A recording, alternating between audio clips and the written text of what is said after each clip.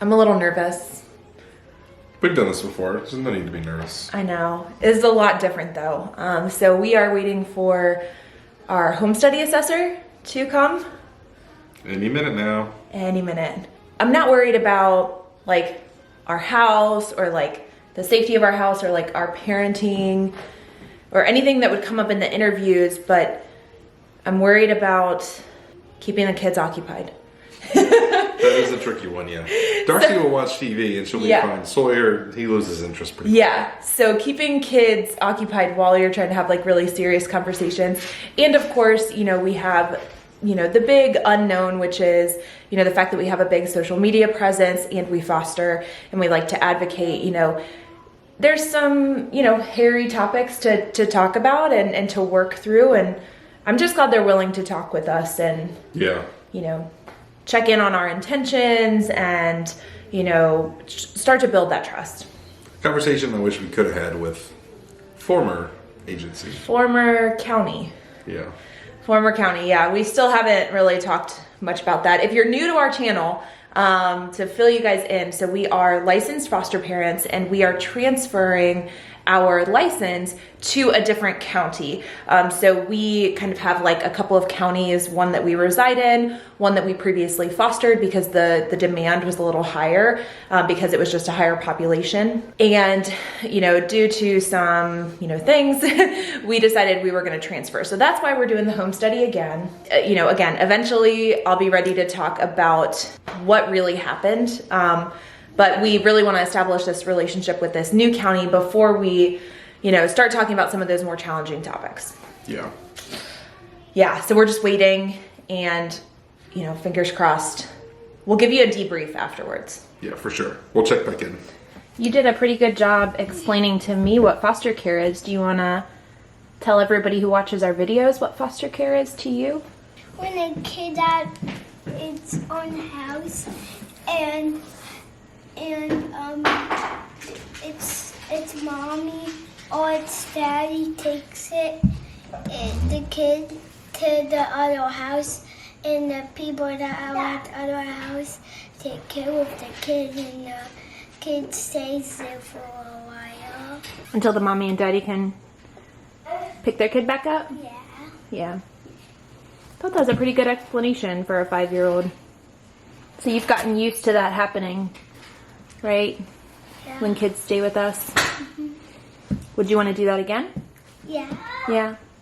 So our home study take 2 is now complete, and John headed out after the interview portion so he could get back to work, take care of all the things that he needs to take care of. Grand total, it took about an hour and a half, and that was the interview and the kind of walkthrough of the house. It wasn't bad at all. When you're transferring from one agency to another, they actually get all of your records so they can kind of read up on what the experience was like with that previous agency or county. But it's not the same as really getting to know a family or a person, a foster parent. So it kind of felt like almost like a meet and greet, like, you know, having this new county really get to know us, ask questions, and of course to find out why we're transferring. They're gonna wanna know why you're transferring, if there were any issues, and, you know, a little bit about, you know, your experience as a foster parent up until that point and what you expect from them as the new county. So at this point, we have done everything that we can to, you know, give all the records to this new county, you know, answer all their questions, let them get to know us, and ultimately it's in their hands now. So we're gonna have to wait a full month to figure out what their decision is going to be on whether they want us as a foster family for their county. And because our situation is unique with the, you know, experience that we had with our previous county, specifically, as well as our agency, you know, we had a lot more to really talk about and explain on where we are, you know, what we plan to do with our channel and how we want to work with them, because ultimately that's what we're here for. We want to continue to advocate for kids and families in the foster care system, but doing that without impacting any kids who would be placed with us. So really building that relationship and building that trust up was important. We talked about different options of really just kind of starting off with respite. That gives them an opportunity to really, you know, see how we interact, how we post content. We can have conversation about what's appropriate and not appropriate. Sawyer's about to go down for his nap. Are you ready for your nap? Yeah.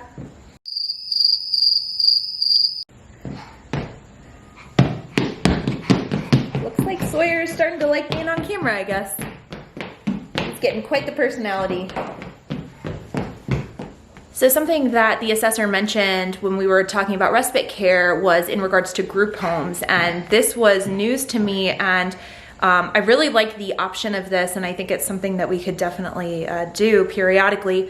But there are group homes in our county that, you know, the teenagers really just want a break from the group home. So they'll see if there's a foster family who has open beds who want a teen to hang out with them that weekend. And that was something that just really hit me. And I was like, oh my gosh, that sounds amazing. Like, we would love to be, you know, that respite for those kids. So fingers crossed our transfer goes through. We would definitely want to start off with respite and like that group home respite, really dipping our toes in the water. And something that John has mentioned before, like if you're interested in being a foster parent and it seems daunting, it seems like too big of a thing and you don't know how you would, you know, handle things, respite is definitely the way to go. Meet all the requirements for being a respite provider, which might or might not be different than a full-blown foster parent, a full-blown foster caregiver. Feel it out with respite. So you're starting to get into stuff. What you got? Milk. Sawyer calls everything milk, whether it's water or milk. He does know juice. He says juice differently than milk or water. But if he wants water, he'll call it milk. But yeah, home study is complete. Okay, let me try this again now that Sawyer is down for his nap because he was overdue and getting into a lot of things. And this video is probably all over the place. I just wanted to take a break and come outside to finish this up. So now on top of the Sawyer interruptions, you have a lot of nature that is gonna be really awesome to hear or annoying, I don't know. But basically the point is we made it through our home study.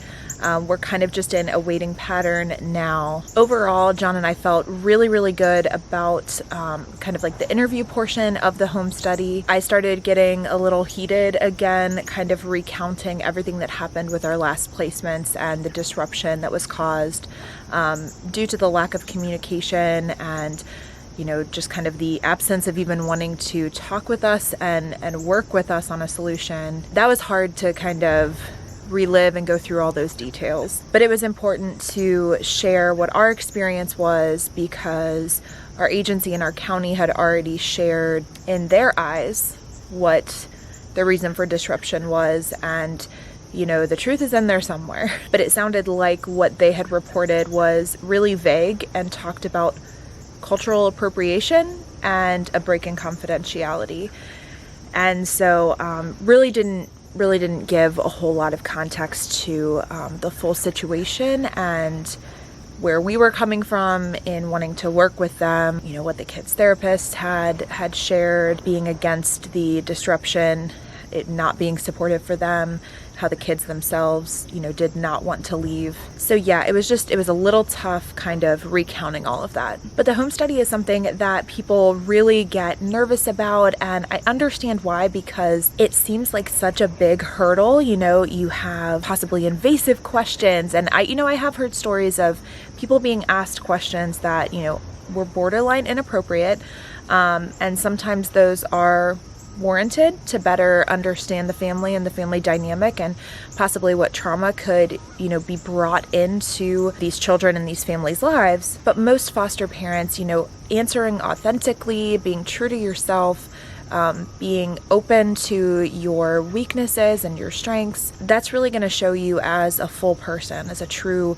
you know, real person who is going to be a great foster parent. And from our experience going through the safety audit a few times, and again, what I've heard from others is that even if something is maybe not where it should be, like if you're missing something or need to correct something, a lot of times that assessor or caseworker is going to just kind of let you know, like, hey, just go ahead and fix this. If it's something that can be fixed on the spot, it's not going to, you know, cause you to completely fail the home study, or maybe they have to come back out and check again. So as soon to be foster parents, it can be just natural to worry and kind of make the home study this, you know, big scary thing, but really it's a conversation and just making sure your home is in check. So I hope us sharing our experience the second time around with our home study was helpful. As always, make sure you like and subscribe so you see all of our new videos, and we'll see you next time.